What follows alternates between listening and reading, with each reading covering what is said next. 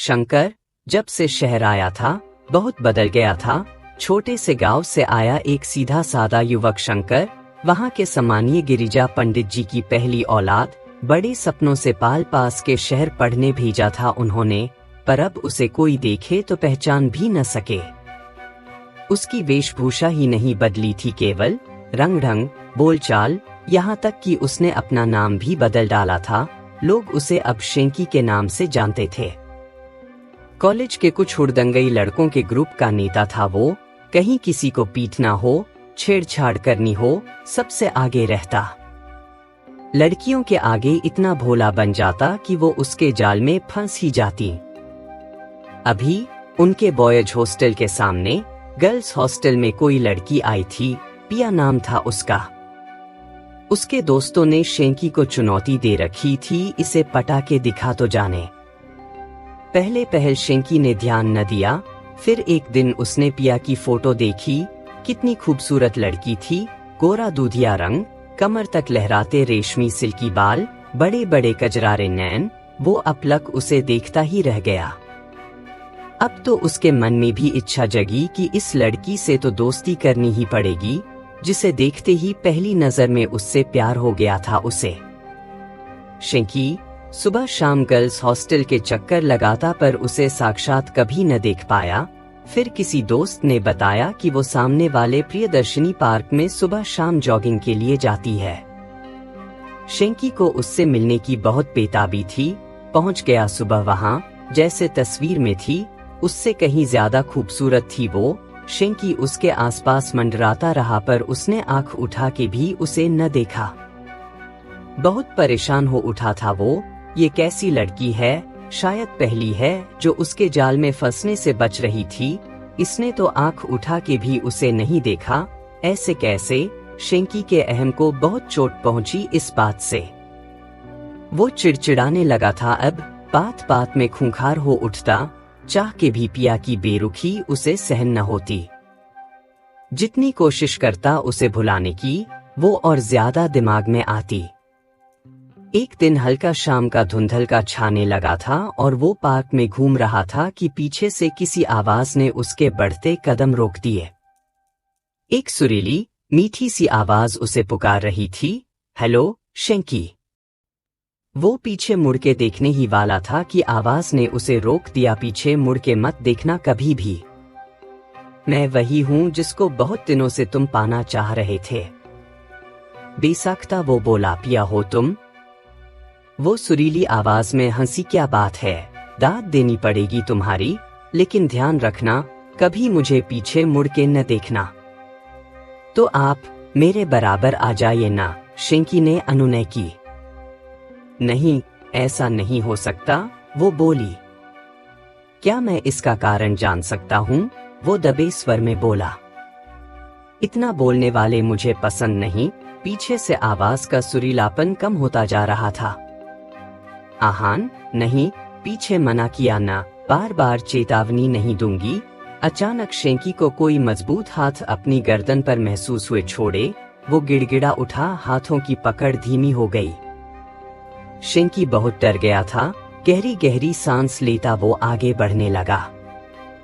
थोड़ी दूर जाने पर उसे लगा कि अब उसके साथ शायद कोई नहीं था, लेकिन पीछे देखने को मना था, इसलिए वो सीधा कमरे पर जाकर बिस्तर पर औंधा गिर गया। शेंकी बहुत डर गया था उस दिन। कुछ दिनों वो पार्क नहीं गया। मन में अकुलाहट थी कि ये पिया ही थी या कोई और थी।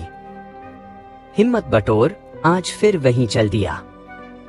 पार्क में आज पिया दिखाई नहीं दी थी। वो निराश भी था और रिलैक्स भी। चलो जान छुटी। अभी सोच ही रहा था कि पीछे से चिरपरिचित आवाज आई, आज बहुत दिन बाद आए, तबीयत ठीक है तुम्हारी? शाबाश, पीछे नहीं देखना, समझदार हो गए हो, वो बोली। बीमार था, शेंकी कांपती आवाज में बोला। अरे डरो मत, मैं इतनी भी बुरी नहीं। चलो तुम्हें अपनी शक्ल दिखाती हूँ आज। अपनी नाक की सीध में चलते रहो, जब मैं कहूंगी तब रुक जाना बस। शेंकी यंत्रवत चलता रहा। सामने एक झील थी, वो आगे, आवाज पीछे। थोड़ी देर में झील के पानी में एक छवि उभरी, एक सुंदर लड़की की। वो पिया जैसी ही दिखती थी। शेंकी गौर से उसे देखता रहा। अचानक उसकी निगाह उसके पैरों तक पहुंची और वो चक्कर खा के गिरने को हुआ। उस लड़की के उल्टे पैर थे। तो क्या ये लड़की नहीं, चुड़ैल है कोई? है भगवान, ये मैं किसके चक्कर में पड़ गया? शेंकी पत्ते की तरह सिहर उठा। क्या सोच रहे हो शेंकी? वो हंसते हुए बोली। कुछ नहीं जी, वो हकलाया। अब लौट चलें। अरे इतनी जल्दी? अभी तो मिले ही हैं। शक्ल अच्छी नहीं लगी क्या मेरी? वो बोली। नहीं नहीं, शेंकी ने कहा तो वो ठहाका लगा के हंसने लगी। शेंकी अब बुरी तरह उसके जाल में फंस चुका था। उसे समझ न आता कि क्या करे। बीमार, डरा हुआ रहने लगा हर वक्त। उसके दोस्त परेशान कि इसे क्या हो रहा है आजकल। एक दिन सोते हुए वो कुछ बड़बड़ा रहा था और उसके प्रिय मित्र ने सुना वो रोते हुए पिया से खुद को छोड़ने की गुहार लगा रहा था। उसने अगले ही दिन शेंकी के पिताजी को टेलीफोन पर सूचित किया कि शेंकी किसी आत्मा के चक्कर में फंस गया है, आप उसे संभालें आकर। अगले हफ्ते अपने पिता को अचानक आया देखकर शेंकी को बहुत सुखद आश्चर्य हुआ। वो उनसे लिपट के फूट फूट के रोने लगा। उसने कहा, पिताजी मुझे बचा लें, आइंदा कोई गलत काम न करूंगा। उसके पिता ने सारी बात सुनी, अपने मित्रों से इस बारे में परामर्श किया और शेंकी को सारी योजना समझाई। योजना अनुसार शेंकी सुबह जल्दी ही पार्क पहुंच गया। थोड़ी देर में वो आवाज आई और वो लड़की उससे बातें करने लगी। आज फिर उसने शेंकी को सीधे अपने बताए रास्ते पर चलने को कहा। शेंकी चुपचाप चलता रहा। वो दोनों एक वीरान खंडहर तक जा पहुंचे। हवा की सनसनाहट, सूखे पत्तों की चिरचिराहट उस जगह को डरावना बना रहे थे। कुछ चमगादड़ उड़कर शेंकी के कान के पास से तीर की तरह निकले। वो डर गया। वो लड़की उसे उस वीराने में लाकर पटकने वाली थी कि शेंकी फुर्ती से पीछे मुड़ा और असावधानी में वो लड़की उसे कुछ न कह पाई। मामला समझ आते ही वो गुर्राई, तुम पीछे कैसे मुड़े? मैं तुम्हारा खून पी जाऊंगी। इतने में ही उस चुड़ैल बनी लड़की को शेंकी के पिता और कई पुलिस वालों ने घेर लिया। इस अप्रत्याशित हमले के लिए वो तैयार न थी। पुलिस को उसने बताया कि उसके पिता गरीब थे, ठेला लगाते थे। एक बार किन्हीं रसूखदारों ने उनसे उनका ठेला छीन लिया, उन्हें मार डाला। तब उनका परिवार भूखे मरने लगा और तब से उसने ये उल्टे पैर लगाकर चुड़ैल बन लोगों को लूटना शुरू किया। वो मानव अंगों की तस्करी भी करवाती थी। उसके बताने से समाज के कई इज्जतदार लोगों के नाम भी सामने आए। शेंकी ने अब तौबा कर ली थी कि पढ़ने आया था शहर, बस पढ़ूंगा, बाकी फने खान नहीं बनना अब। वीडियो अच्छी लगे तो लाइक, शेयर एंड सब्सक्राइब करना ना भूले।